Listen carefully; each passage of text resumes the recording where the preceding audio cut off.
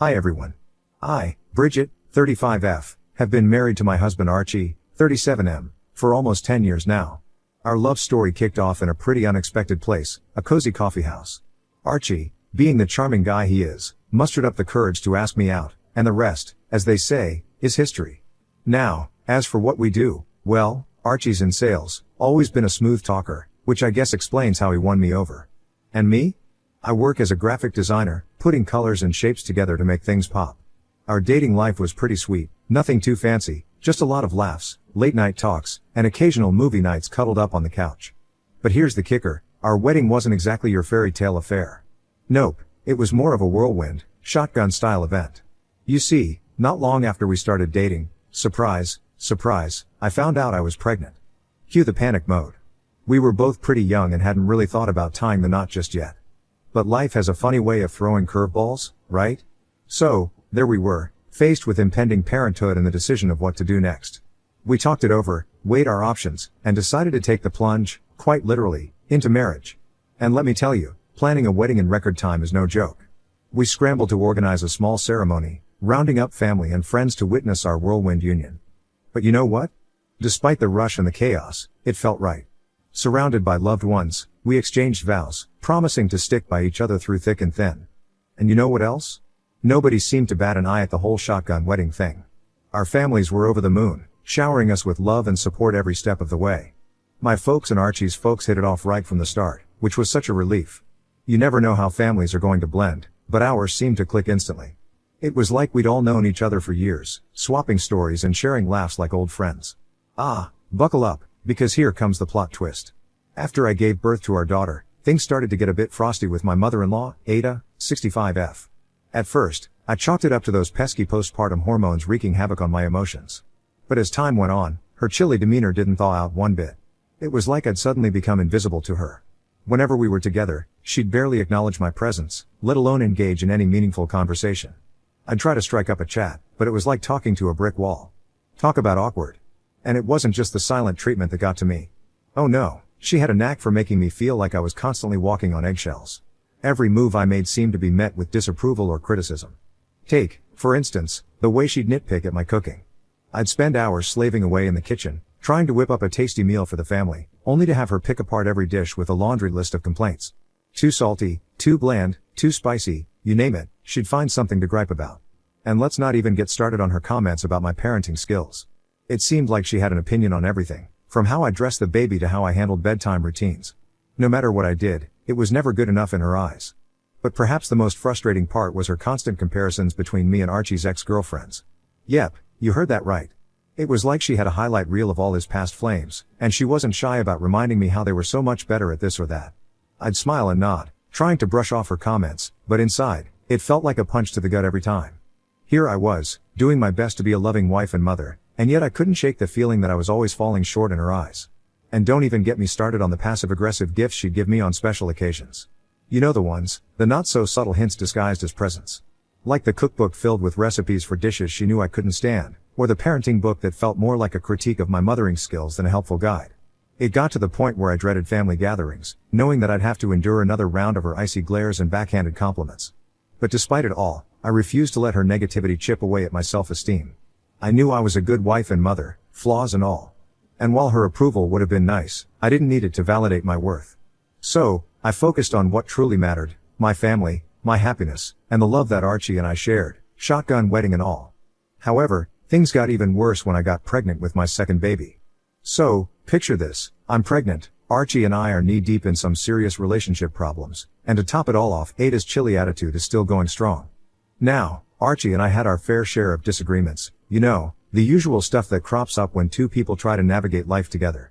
Archie and I might as well have been speaking different languages at times. I'd try to express my feelings, he'd clam up, and before we knew it, we were knee-deep in a game of emotional charades. We'd both been burned in past relationships, and those scars had a way of rearing their ugly heads when we least expected it. It's hard to let your guard down when you've been hurt before, but therapy helped us start to mend those broken pieces. Between work, household chores, and the general chaos of everyday life, it felt like Archie and I were ships passing in the night. We'd become experts at coexisting, but somewhere along the way, we'd forgotten how to truly connect. And with a kid and another on the way, we were also under a lot of financial stress. Money might not buy happiness, but let me tell you, it sure can cause a whole lot of headaches. We'd argue about budgets, splurges, and long-term goals until we were both blue in the face. Enter therapy, our saving grace in the midst of the chaos. Week by week, we'd sit down with our therapist and unpack all the baggage we'd been carrying around. They helped us learn new communication strategies, rebuild trust, carve out quality time, and tackle our financial woes head on. Over time, our financial situation also got better. Archie switched jobs and got a huge pay raise. As if dealing with our own relationship struggles wasn't enough, throw in a pregnancy and my mother-in-law's cold shoulder, and you've got a recipe for emotional overload. Every snide remark, every passive-aggressive gesture, it all felt like salt in the wound. I'd be lying if I said it didn't take a toll on me. There were days when I felt like I was drowning in a sea of negativity, struggling to keep my head above water. And with another baby on the way, the pressure felt 10 times heavier. Even after I had another baby, she would come and talk to Archie and talk to the children, but be cold to me. You'd think adding another little nugget to the family would soften her up a bit, but nope, she stayed as icy as ever. She'd breeze into our home, showering Archie and the kids with affection, while I got the cold shoulder treatment. It was like a broken record, her nitpicking every little thing I did. From how I dressed the kids to how I folded the laundry, nothing escaped her eagle eye. And let me tell you, trying to juggle the demands of 2 little ones while dealing with her constant criticism? Talk about exhausting. Archie and I were doing our best to navigate the wild ride of parenthood with 2 kiddos in tow. It was a whirlwind of diapers, late-night feedings, and endless rounds of peek-a-boo. But amidst the chaos, we found moments of joy, watching our kids grow and learn, their laughter filling our home with warmth. As for Ada, well, she seemed to have a knack for finding fault in everything I did, even when it came to raising the kids. Like the time she dropped by unannounced and caught me feeding my daughter store-bought snacks. You'd think I'd committed a cardinal sin the way she carried on about the importance of homemade meals. Or how about the time she critiqued my choice of daycare for our eldest? According to her, I should have done more research, visited more facilities, yada yada yada. Never mind the fact that I'd spent weeks scouring the internet and touring daycare centers to find the best fit for our family. I also hated her unsolicited advice on discipline. Every tantrum, every time out, she had an opinion on how I should handle it. It was like she thought she knew better than me, the woman who actually spent day in and day out with the kids. But despite her constant interference, Archie and I were determined not to let her negativity affect our family dynamic. We leaned on each other for support, finding strength in our love and commitment to each other. And you know what? It made us stronger, and more resilient in the face of adversity. Everything took a surprising turn at my mother-in-law's 65th birthday bash, which went down just last weekend. Picture this, we're all dolled up, heading to the party, ready to celebrate this milestone moment. And let me tell you, I put some serious thought into her gift. Now, picking out a present for someone who's been less than warm and fuzzy towards you? Not exactly a walk in the park. But call me optimistic, I figured maybe, just maybe, this could be the olive branch we needed to thaw out the icy vibes between us. After much deliberation, I settled on a pair of stunning diamond earrings. They were similar to a set she'd had years ago but had unfortunately misplaced. I thought, hey, what better way to show her I care than with a thoughtful gift that harkens back to happier times. So, we roll up to the party, gift in hand, ready to make nice and put on a brave face. And you know what? Everything seemed to be going swimmingly. People were laughing, chatting, the whole shebang. I handed over my carefully chosen present, a smile plastered on my face, hoping against hope that this would be the olive branch we needed to mend fences. And for a fleeting moment, it seemed like maybe, just maybe, she actually liked it. But then, just as quickly as the moment came, it vanished. Her expression remained as inscrutable as ever, leaving me to wonder if I'd missed the mark once again. The rest of the party went off without a hitch, cake, candles, the whole 9 yards. But deep down, I couldn't shake the feeling that something was off. It was like a cloud looming over an otherwise sunny day, casting a shadow of doubt over my attempts to bridge the gap between us. However, just when I thought everything was going smoothly, I overheard my mother-in-law, Ada, talking to my sister-in-law about how I have the habit of showing off and that's why I gave her the diamond earrings. Her words cut deep, like a knife to the heart. She accused me of having this habit of showing off, implying that my gesture of giving her the diamond earrings was nothing more than a flashy attempt to win her favor. Ouch. I mean, talk about adding insult to injury. Here I was, trying to extend an olive branch, and she goes and twisted it into something ugly and malicious. It felt like a slap in the face, to be honest, like no matter what I did, it was never good enough for her. So, you can imagine the whirlwind of emotions swirling around inside me when I confronted her about it in the kitchen. My heart was pounding, my palms were sweaty, I was a nervous wreck, to say the least. But I couldn't just let her words slide. I needed to know, did she really think I was trying to show off? Was that how she saw me after all this time? It was like a dagger to the heart, hearing her words echo in my mind. And her response? Well, let's just say it didn't exactly ease my troubled mind. She brushed it off, saying something about how giving her diamond earrings wasn't the smartest move considering our financial situation. Like that was supposed to make it better somehow. But I wasn't about to let her off the hook that easily. I pressed her, asking if she truly believed I had ulterior motives behind my gift. Did she think I was trying to buy her affection? To win her over with flashy baubles and empty gestures? Or was I just trying to win over my mother-in-law? She acted surprised, saying what I meant by saying win her over. Well, things went from bad to worse real quick during that kitchen confrontation. I mustered up the courage to lay it all out there, how her constant coldness towards me had been eating away at my soul. But instead of the heartfelt apology or understanding I was hoping for, I was met with a bombshell of accusations. I couldn't believe my ears when Ada hit me with the bombshell, accusing me of trapping her son, Archie. Like, excuse me? Trapping him how? Last time I checked, it takes two to tango, and Archie was just as much a part of this whirlwind romance as I was. I was floored, to say the least. Trapping him? What on earth was she talking about? I demanded answers, desperate to get to the bottom of this twisted tale she seemed to be spinning. She said she knows the truth. My mother, Jane, 63F, told her the truth long ago. I had no idea what she meant. So I pressed for more information. According to Ada, my mom spilled some sort of secret about our shotgun wedding, that I had supposedly baby-trapped Archie into marrying me by getting pregnant. And not just once, but twice. She accused me of purposely getting pregnant again when Archie and I were going through rough patches, just so he wouldn't leave me. I was floored, to say the least. It was like a punch to the gut, hearing such outrageous accusations coming from someone I thought I could trust. I mean, how could my own mother feed into such hurtful lies? And why would Ada even believe such nonsense? But despite the disbelief swirling inside me, I knew I had to set the record straight. I squared my shoulders, looked Ada straight in the eye, and told her, in no uncertain terms, that she was dead wrong. I told her how I never once manipulated or coerced Archie into marrying me. Heck, I didn't even bring up the topic of marriage after I found out I was pregnant that first time. It was Archie who made the decision to propose, not me. And as for getting pregnant again during rough patches in our relationship, that was nothing more than a cruel fabrication. Sure, Archie and I had our fair share of ups and downs, but never, not once did I resort to such manipulative tactics to keep him by my side. I could feel the anger bubbling up inside me, fueling my determination to set the record straight. I told Ada that if she wanted the truth, she could ask her own son. He would set her straight, no doubt about it. I called Archie to the kitchen and told him everything. Archie couldn't believe what he was hearing. He reassured Ada, telling her that I never pressured him into marriage. It was his decision all along. Heck, he'd made up his mind long before I even got pregnant that first time. It was a relief to have him by my side, backing me up with the truth. Ada's reaction? Well, let's just say she was eating humble pie. She realized her mistake, owned up to her misjudgment, and offered up a heartfelt apology for all those years of being cold and standoffish towards me.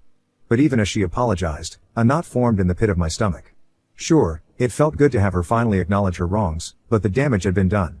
Years of frostiness and hostility, all because of a lie spun by my own mother. I couldn't shake the feeling of betrayal, knowing that someone I should have been able to trust had been spreading hurtful lies about me behind my back. It was like a stab in the heart, realizing that the woman who brought me into this world could betray me in such a callous way. So, even as Ada apologized and Archie reassured me, I couldn't shake the feeling of unease lingering in the air. How could I move past this? How could I trust my own mother again, knowing that she'd been the source of so much pain and heartache? So I decided that I needed to see my mother immediately. I sent Archie and the kids packing, hopped into a cab, and made a beeline for my mother's place, which was a good hour away. As I sat in the back seat, the tension in the cab was palpable. My mind was racing a mile a minute, thoughts swirling around in a chaotic whirlwind. How could my own mother betray me like this? What had I done to deserve such betrayal? With each passing mile, my anxiety only grew, gnawing away at my insides like a ravenous beast. I needed answers, and I needed them now. So, I braced myself for the confrontation that awaited me, steeling my resolve as we drew closer to my mother's doorstep. When I finally arrived, I wasted no time. I barged through the front door, my heart pounding in my chest as I confronted my mother head on. I laid it all out on the table, recounting Ada's accusations and demanding to know the truth. At first, my mom tried to deny it, brushing off my concerns with a dismissive wave of her hand. But when I pressed her, refusing to back down, the truth came tumbling out, like a dam bursting under the weight of years of deception. She confessed that yes, she had indeed told Ada those hurtful lies about me trapping Archie into marriage. According to her twisted logic, Archie was too good for me, and the shotgun wedding was the only way I could ever hope to settle him down. I felt like the wind had been knocked out of me, the weight of her betrayal pressing down on me like a ton of bricks. How could she say such hurtful things about her own daughter? Didn't she realize the pain and anguish her words had caused? After my confrontation with my mother, it was clear that she wasn't sorry for what she'd done. She didn't even seem to grasp the gravity of her betrayal. It was like a slap in the face, realizing that the woman who was supposed to love and support me unconditionally could be so callous with my feelings. At that moment, I knew I had to draw the line. This was the last straw. Sure, we were never super close, but she was still my mother, and she had shattered my trust in the worst possible way. I told her point blank, I was done. Done with her lies, done with her deceit, done with the toxic cycle of hurt and betrayal. I made it crystal clear that I was cutting her off, that she would never get the chance to poison my life or my children's lives with her toxic presence. It was a tough decision, but one I knew in my heart was necessary for my own sanity and well-being. Of course, she didn't take it well. She tried shouting, hurling insults my way, calling me an entitled brat, and worse. But I didn't stick around to listen to her tirade. I had said my piece, and now it was time to walk away. When I got home, the floodgates opened. I collapsed into Archie's arms, the weight of the day crashing down on me all at once. I cried until there were no tears left, letting his comforting embrace wash away the pain and anguish of the day. But just when I thought maybe, just maybe, I could start to move on from the chaos, my cousin called. And let me tell you, they didn't hold back. They told me straight up that I might have been a little too harsh, that cutting my mother off from her grandchildren might be a step too far. That made me think. Had I been too hasty in my decision? So, Ida for cutting off my mother because she lied to my mother-in-law about how I trapped my husband by getting pregnant? Update 1. The next day after everything happened, Ada showed up at our place with some food. I have to admit, I was taken aback. After everything that had gone down, I wasn't sure what to expect from her. But there she was, standing on our doorstep, looking contrite and apologetic. She wasted no time in getting to the point, offering up a heartfelt apology for the role she played in the whole mess. She admitted that she shouldn't have trusted my mother's word so easily, that she could have saved us all a lot of trouble if she'd just seen through the lies from the start. And you know what? I appreciated her honesty. It takes guts to own up to your mistakes, and I could see that she genuinely regretted her actions. It was like a weight had been lifted off my shoulders, knowing that she finally understood the gravity of the situation. I thanked her for her apology, letting her know that while I was glad there was no more confusion, it would take me some time to fully process everything that had happened. After all, trust isn't something that can be rebuilt overnight. A lot of people here ask me about my relationship with my mother. There is nothing much to say. Growing up, my mom was always there to provide for me a roof over my head, food on the table, all that jazz. But when it came to the emotional stuff, well, let's just say she wasn't exactly mother of the year material. I guess you could say I had one of those good enough moms. You know, the ones who do the bare minimum to keep their kids alive and kicking, but don't really go above and beyond in the love and nurturing department. Don't get me wrong, I'm grateful for everything she's done for me. But there's always been this nagging sense of emptiness, this feeling that something vital was missing from our relationship. Maybe I was too stupid to realize it at the time, too caught up in my own little world to see the cracks forming in the facade of our family dynamic. Or maybe I just didn't want to admit that my mom wasn't the picture-perfect parent I'd always hoped she'd be. Looking back, it's easy to see the signs, the missed birthdays, the lack of affection, the constant feeling of being misunderstood and unloved. But at the time, I guess I just brushed it all off as normal. After all, isn't that what kids do? They make excuses for their parents and rationalize away their shortcomings because the alternative is too painful to bear. So, no, there wasn't anything specifically wrong or traumatizing about my relationship with my mother. It was more like a slow drip of disappointment, a gradual realization that the person who was supposed to love me unconditionally just couldn't quite measure up to my expectations. But I won't let my past define me. I won't let my relationship with my mother dictate my future. Because at the end of the day, I'm more than just the sum of my experiences. I'm a survivor and a fighter.